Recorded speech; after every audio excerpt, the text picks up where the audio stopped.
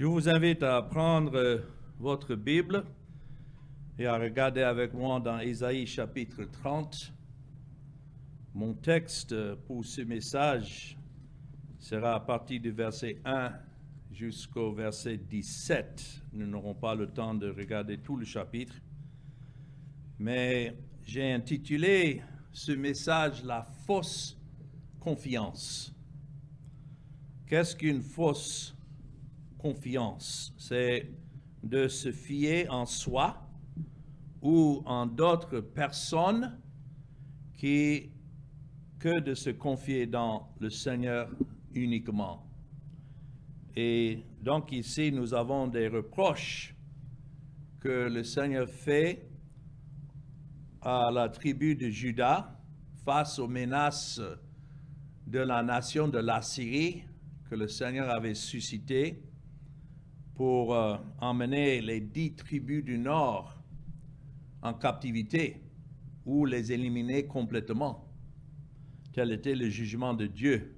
Et Juda et Benjamin, les 2 tribus du Sud qui sont restées, face à ces menaces, commençaient à s'inquiéter, disant que si les 10 tribus du Nord étaient prises en captivité, alors quel sera notre sort? Donc, ils ont commencé à regarder de nouveau vers l'Égypte.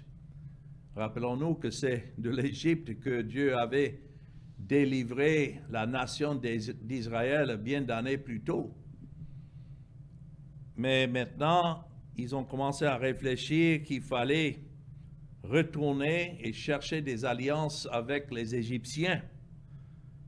Mais la Bible nous avertit de ne jamais mettre de confiance en aucun homme, ni même en nous-mêmes, pensant que nous avons dans notre chair quelque pouvoir ou sagesse ou force de pouvoir échapper au jugement de Dieu.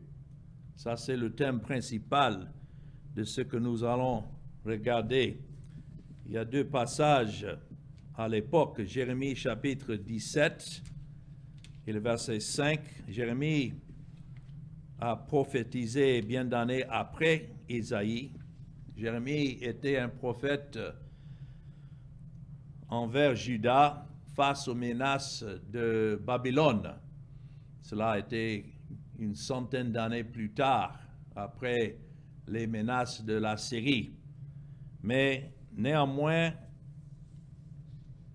le même avertissement est donné ici dans Jérémie 17 et le verset 5. Ainsi parle l'Éternel.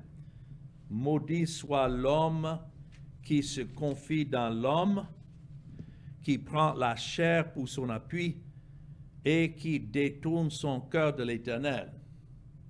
Vous voyez, il n'y a pas de milieu ici. Quelqu'un qui se confie ou prend la chair pour son appui, il se détourne déjà de l'Éternel. Mais quelqu'un qui se confie en l'Éternel ne peut jamais prendre la chair pour son appui. C'est ça qui est le problème avec ce message populaire aujourd'hui concernant le soi-disant libre arbitre de l'homme. La volonté de l'homme n'est pas libre. La volonté de l'homme est enchaînée par le péché et ne peut jamais donner de recours à un pécheur. Notre seul recours, c'est Dieu lui-même, c'est le Seigneur Jésus-Christ lui-même. Et aussi, dans Ésaïe chapitre 2, Dieu avait déjà averti les enfants d'Israël de ne pas chercher leur refuge dans les nations à l'alentour lorsqu'ils suscitaient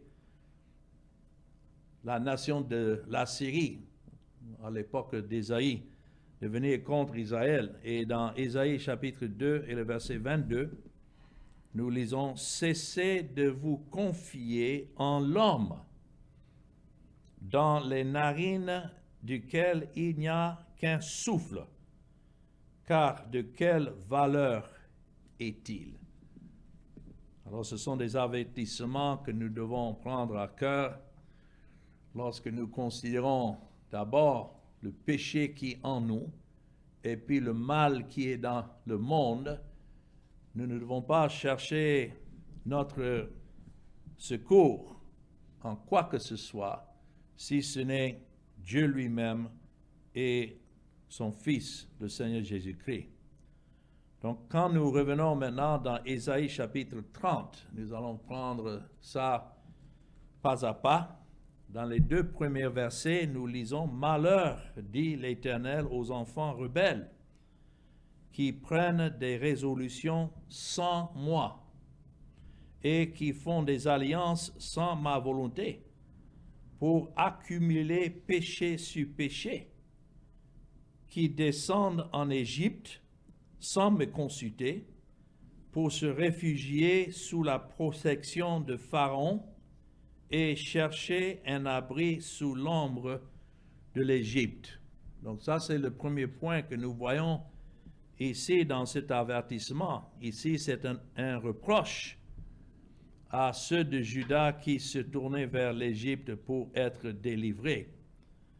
Et Dieu expose ce péché de ceux qui placent leur confiance en l'Égypte, exactement comme Dieu expose tout homme qui cherche la délivrance auprès des hommes. Ici, ça parle de ceux qui descendent vers l'Égypte, en Égypte, verset 2. Le mot descendre, là, c'est dans le sens de marcher. Ceux de Juda ont commencé à fuir le pays pour aller marcher vers l'Égypte. Et cela, leur pensée, c'était de se renforcer dans la force de Pharaon et traiter des alliances avec Pharaon face aux menaces de l'Assyrie qui devait venir contre le royaume de Juda, exactement comme les Assyriens sont venus contre les 10 tribus du nord. Mais Dieu avait déjà déterminé qu'il allait préserver à cette époque Jérusalem et le temple, et que, quelles que soient les menaces des Assyriens, Dieu lui-même les a empêchés de pouvoir prendre la ville de Jérusalem. Le capitaine de l'armée des Assyriens a entendu des rumeurs dans son pays qui à ce moment-là, l'a fait détourner de la bataille et retourner chez lui. Et l'histoire rencontre que là-bas, ses propres fils l'ont assassiné. Donc, quoi qu'il menaçait Jérusalem, lui-même, Dieu l'avait déjà déterminé pour la mort. Mais avant que tout cela n'ait arrivé, les dirigeants, surtout de Juda, se tournaient vers l'Égypte et encourageaient les autres de la tribu de Juda à faire de même. C'est la même chose que nous voyons aujourd'hui. Les gens suivent leurs dirigeants et beaucoup cherchent des alliances avec d'autres organisations pour pouvoir leur donner, selon eux, plus de pouvoir et de force dans leur mission. Mais ce sont des alliances que Dieu condamne. Il dit ici, et voilà leur péché, qui consultent, mais pas de moi, et qui méditent leur plan, mais pas par l'Esprit de Dieu. En regardant vers l'Égypte, Juda avait déjà abandonné l'Éternel.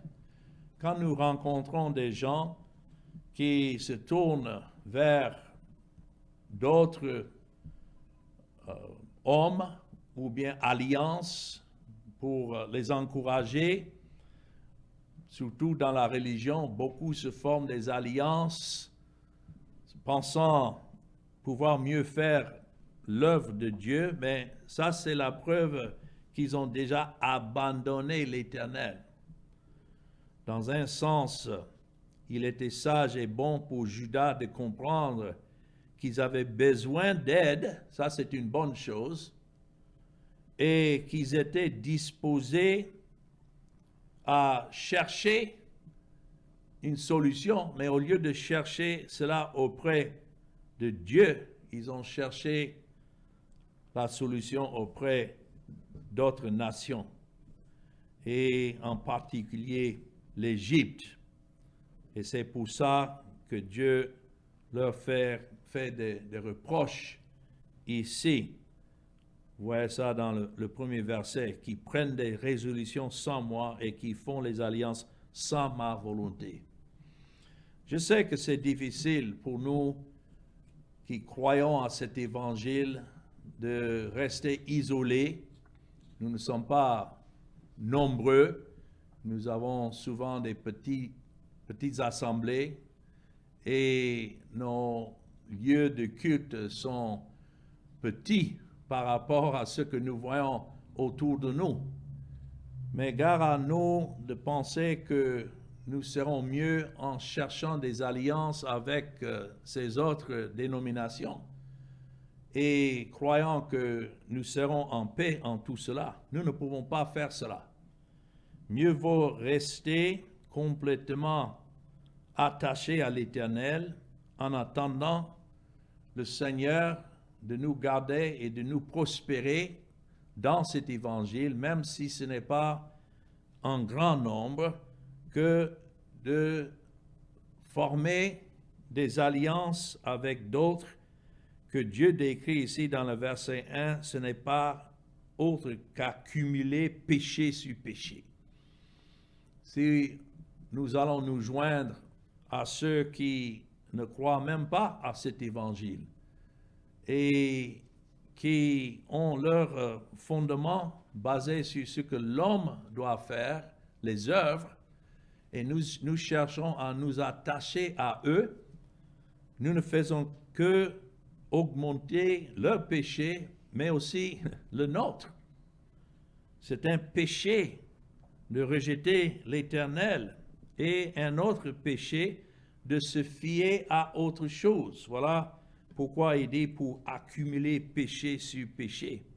Et par conséquent, faire ce que Judas a fait dans cette situation, c'était ajouter péché sur péché. Maintenant, nous passons au verset 3 à 5 pour voir le deuxième point. Et ça, c'est de considérer la folie de se fier. Non seulement le péché, mais la folie de se fier à autre chose que l'Éternel.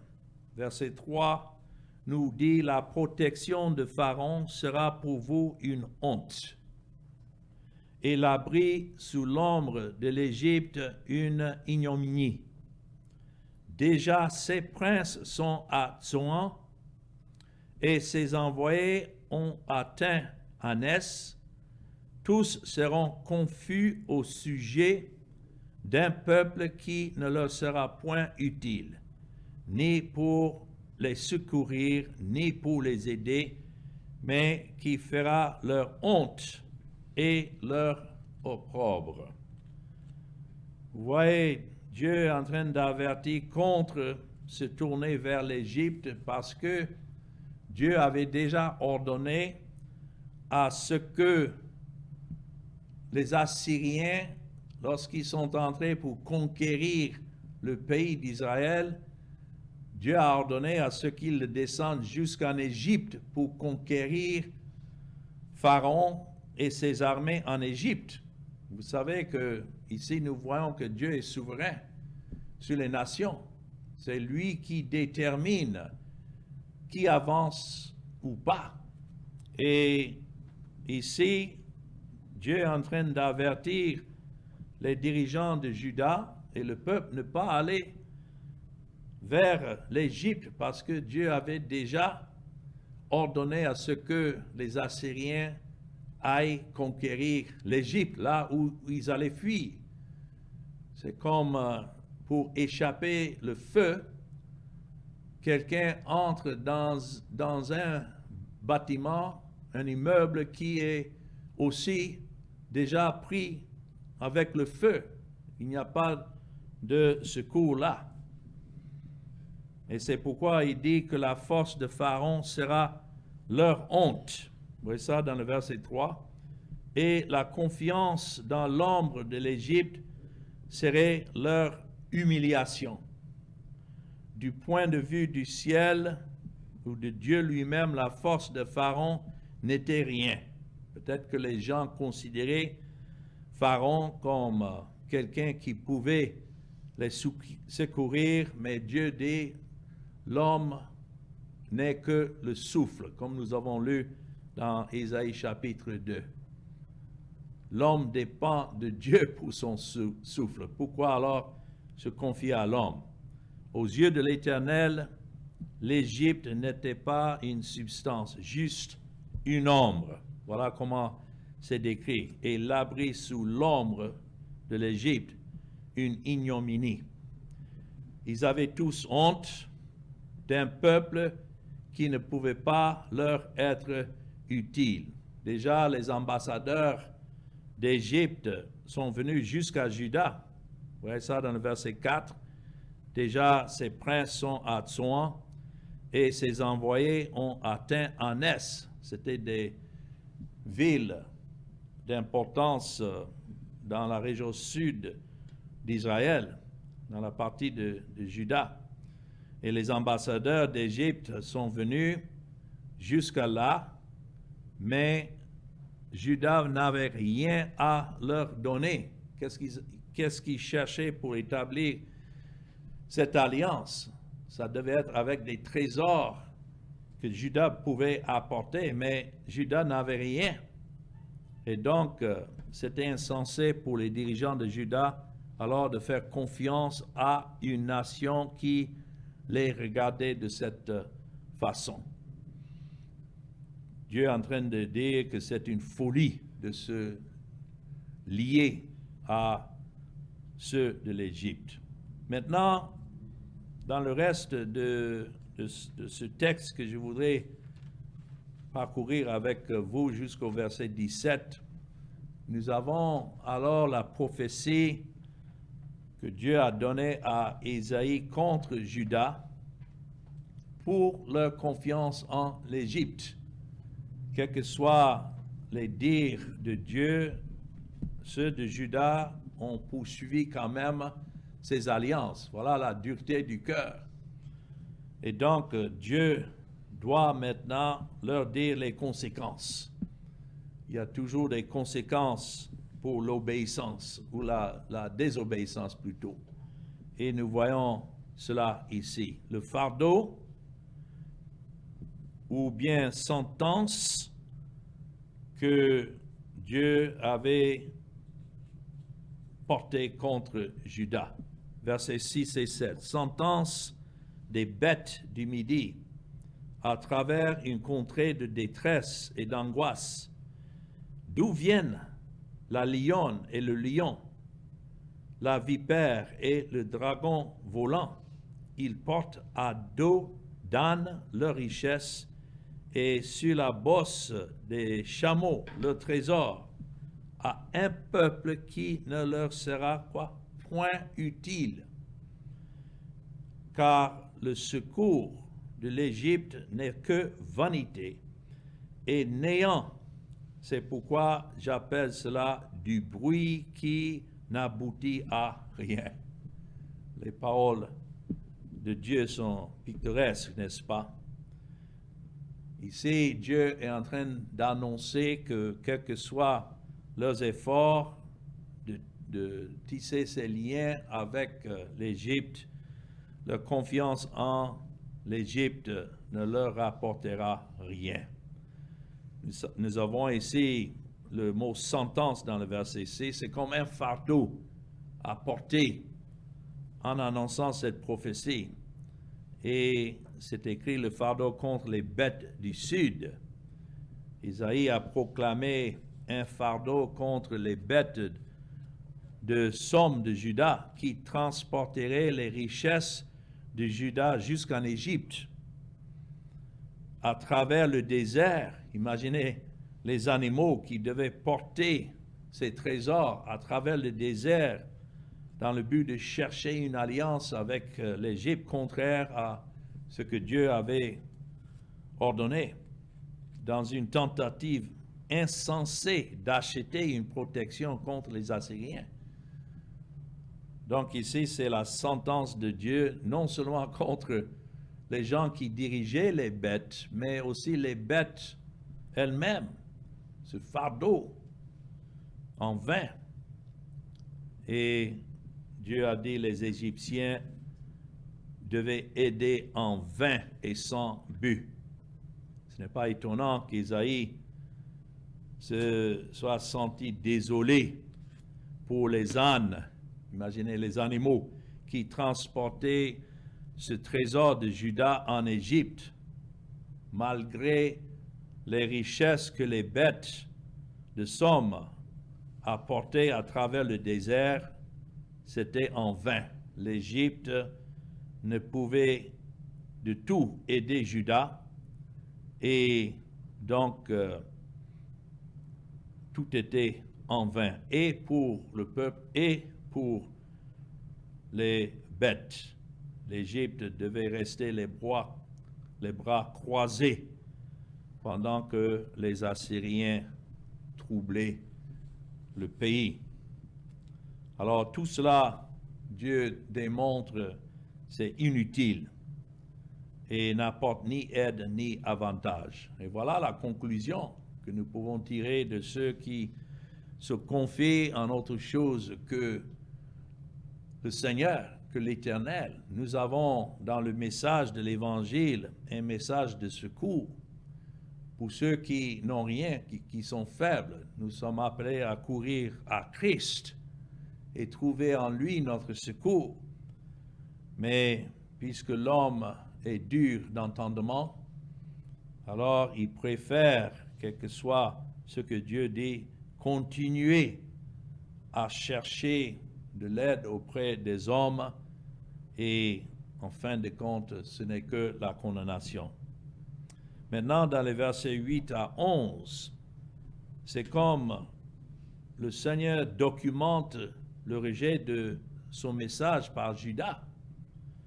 Quand il dit, verset 8, « Va maintenant, écris ces choses devant eux sur une table, et grave-les dans un livre, afin qu'elles subsistent dans le temps à venir, éternellement et à perpétuité. » C'est comme si Dieu ici prend un greffier du tribunal pour inscrire dans les documents juridiques du tribunal les actes d'accusation contre les personnes accusées. Voilà le sens de ce que nous sommes en train de lire ici. Maintenant, allez, écrivez-le devant eux sur une tablette, afin que ce soit pour un temps à venir. Le temps à venir, c'est maintenant. Nous sommes en train de lire ce qui a été écrit depuis des années, des centaines d'années. Et c'est pour toujours et à jamais comme un avertissement pour tout peuple qui imagine pouvoir trouver la délivrance ou bien le salut auprès des hommes, ou bien par sa propre force, et non pas de Dieu lui-même. Dieu a dit cela à Judas avant même que cela n'est arrivé, et a voulu que cela soit documenté. Il en fut ainsi lorsque tout se déroulait exactement comme l'Éternel l'avait dit, et au lieu de mettre sa confiance en l'Éternel, en fin de compte, c'était à la destruction finalement de Juda, lorsque Dieu a suscité Babylone contre Juda. Même si cela n'est pas arrivé au temps des Assyriens, cela a été préservé contre Juda pour un temps à venir. Et voilà pourquoi, dans le verset 9, quand Dieu porte ses jugements, c'est avec raison.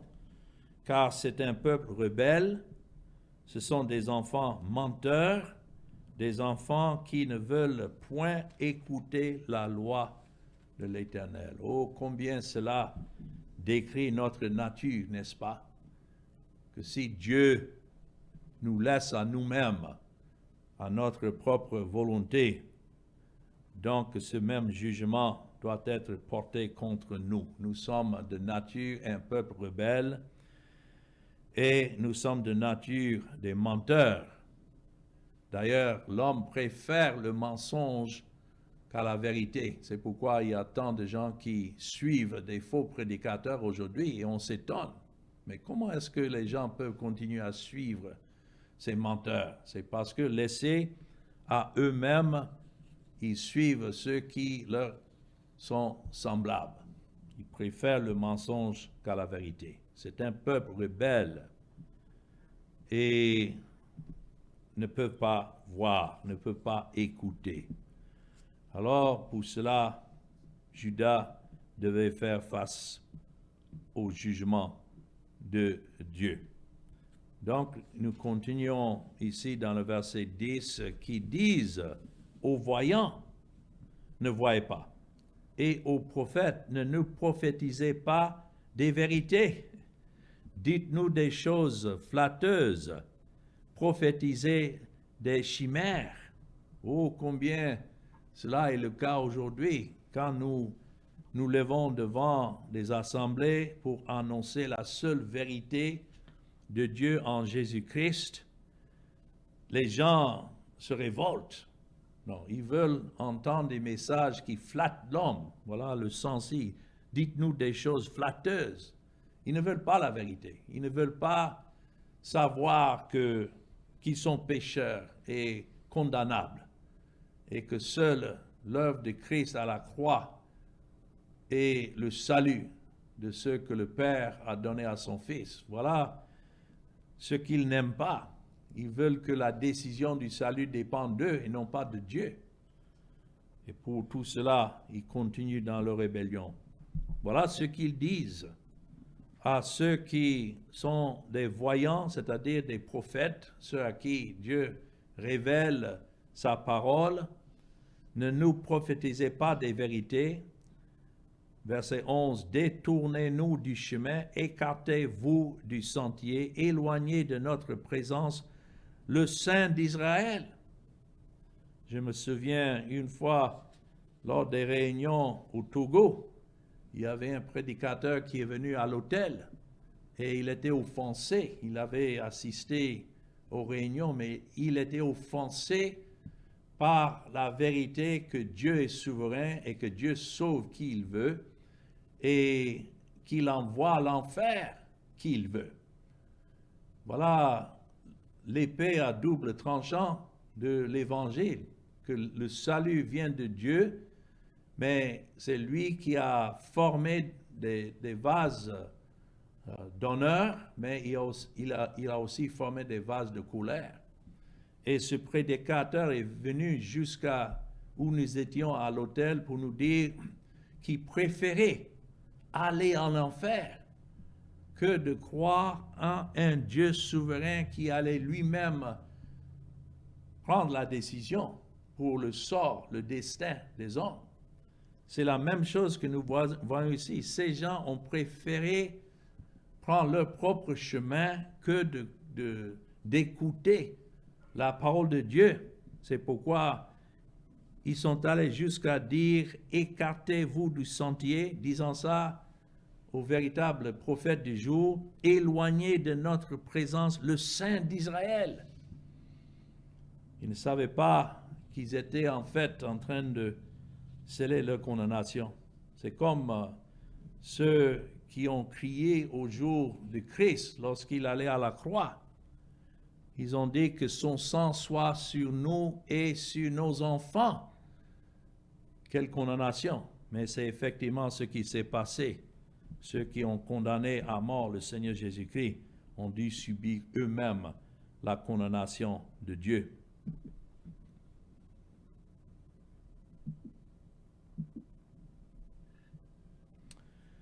Alors, continuons à lire du verset 12 jusqu'au verset 14. Et ici, nous voyons le jugement à venir sur Juda pour leur confiance en l'Égypte et pour le rejet de son message. Voilà le péché sur péché dont nous avons déjà vu. Non seulement en mettant leur confiance en l'Égypte, voilà un grand péché, mais plus que ça, le rejet de son message. Verset 12, c'est pourquoi ainsi parle le Saint d'Israël. Ce même Saint d'Israël qu'ils ont dit éloigné de notre présence.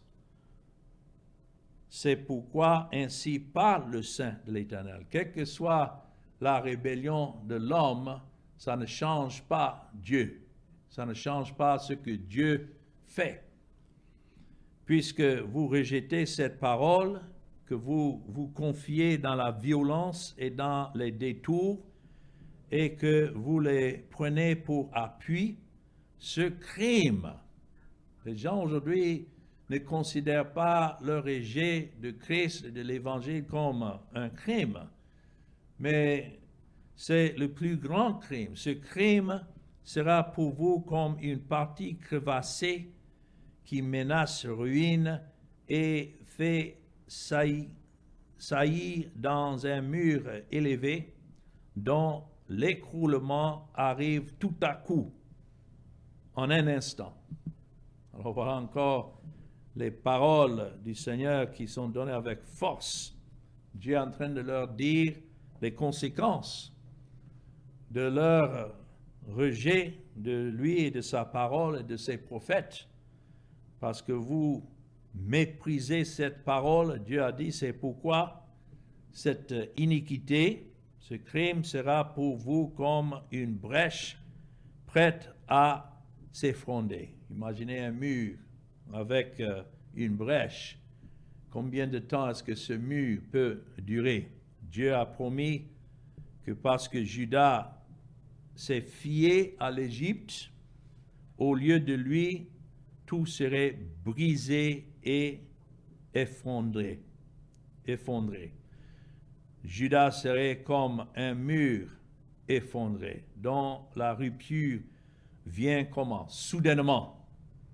On entend parler des gens qui vivent dans ces cases où les murs sont faibles et la famille est à l'intérieur en train de dormir et d'un coup, toute la maison s'effondre sur eux et ils sont morts. En un instant, voilà comment Dieu décrit ce jugement qui devait leur arriver. Juda serait comme un pot d'argile brisé. Donc les deux exemples qui sont donnés là, d'un mur qui devait s'effondrer, mais aussi d'un pot d'argile brisé qui est brisé en morceaux. Voilà les conséquences de ceux qui se confient en autre chose que l'Éternel. Alors, dans les versets 15 à 17, pour terminer ce message, voilà Juda, au moins une partie de Juda. Le reste de Juda s'est humilié à cause de ce que le Seigneur a dit. C'est écrit, car ainsi a parlé le Seigneur, l'Éternel, le Saint d'Israël, c'est dans la tranquillité et le repos que sera votre salut. C'est dans le calme et la confiance que sera votre force. Donc il y en avait certainement comme Ésaïe à ce jour-là qui ne se sont pas joints au reste, qui couraient vers Égypte dans cette fausse confiance. Et pour eux, effectivement, c'est la parole de Dieu, c'est la grâce de Dieu, c'est l'œuvre de Dieu qui devait être leur tranquillité et leur salut, en ne pas suivant le chemin large de ce que les autres poursuivaient. Voilà un message qui doit nous tranquilliser de nos jours aujourd'hui. Quoique nous voyons les gens en train de courir dans l'autre direction, nous restons là où nous sommes. affermi dans ce message de la grâce de Dieu en Jésus-Christ et de son œuvre accomplie pour nous. Mais pour les autres qui ne veulent pas, voilà l'épée à double tranchant. Vous, à la fin du verset 15, mais vous ne l'avez pas voulu. Il y en a qui, laissés à eux-mêmes, ne vont jamais vouloir écouter. Ils vont toujours chercher leur propre chemin. Et quelles sont les conséquences? C'est la condamnation, toujours. C'est pourquoi si vous entendez un prédicateur en train de prêcher le libre arbitre de l'homme et tout ce que l'homme doit faire pour s'assurer sa place auprès de Dieu, il faut fuir complètement dans le sens contraire. Bloquez vos oreilles, ne pas écouter, parce que c'est la voie de la condamnation. Verset 16, vous avez dit non, avec point d'exclamation. Nous prendrons la course à cheval. C'est pourquoi vous fuirez à la course. Vous dites, nous monterons des coursiers légers qui sont capables de courir pour traiter une alliance avec l'ennemi. Et c'est pourquoi ceux qui vous poursuivront seront aussi légers. C'est-à-dire légers dans le sens de pouvoir courir derrière vous pour vous attraper. 1000 fuiront à la menace d'un seul, et à la menace de 5, vous fuirez jusqu'à ce que vous restiez comme un signal au sommet de la montagne, comme un étendard sur la colline. Oh, quel jugement qui attend ceux qui ne veulent pas écouter la voix de l'Éternel et qui cherchent leur propre voix. Faire confiance à la promesse de Dieu signifie revenir. Et même s'il y en a qui, dans leur désobéissance, ont manifesté une certaine rébellion dans leur vie, mais à un moment donné, touchés par l'Esprit de Dieu, convaincus par l'Esprit, ils se tournent de nouveau vers le Seigneur. Ça, c'est une grâce que Dieu fait pour le reste.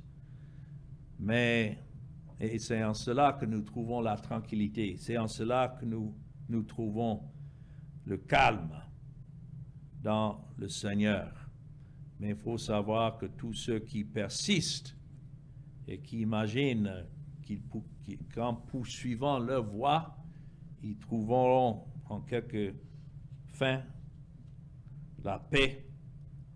Alors, la parole du Seigneur, c'est qu'il n'y a pas de paix dans cette voie-là. Quand ça dit là, à la fin, 1000 fuiront à la menace d'un seul, ça c'est l'envers, si vous voulez, de la promesse que nous voyons dans Lévitique, chapitre 26 et le verset 8. Là-bas, Dieu avait déjà promis que c'est les ennemis qui devaient fuir devant eux. Lévitique chapitre 26 et le verset 8. 5 d'entre vous en poursuivront 100, et 100 d'entre vous en poursuivront 10 000, et vos ennemis tomberont devant vous par l'épée. Voilà ce que Dieu avait promis aux enfants d'Israël. Mais voilà, nous voyons le renversement. Et au lieu de la bénédiction, nous avons ici un accomplissement de la malédiction, qui est aussi promise dans le même chapitre de Lévitique, chapitre 26 et le verset 17. C'est pourquoi nous savons que la parole du Seigneur est toujours vraie. Il dit dans le verset 17 du même chapitre, « Je tournerai ma face contre vous, et vous serez battus devant vos ennemis. Ceux qui vous haïssent domineront sur vous, et vous fuirez sans que l'on vous poursuive. » Donc c'est déjà annoncé de cette manière pour que nous sachions que notre repos doit être toujours dans le Seigneur. C'est lui qui s'occupera de nos ennemis. Et comme Paul le dit dans Romains chapitre 8, si Dieu est pour nous, qui sera contre nous? Nous nous reposons en Dieu et sa souveraineté, quelle que soit l'opposition, et nous nous reposons dans la force du Seigneur et non pas notre propre force. Alors que le Seigneur nous mette en garde contre toute fausse confiance. Nous avons dans nos cœurs cette même potentiel parce que nos cœurs sont dépravés. Et laissés à nous-mêmes, nous allions faire la même chose ici que ceux que Dieu menace en Juda. Mais par sa grâce qui nous préserve et que par son esprit, il tourne nos cœurs vers lui-même et que notre confiance soit en lui seul. Alors que le Seigneur bénisse cette parole. Amen.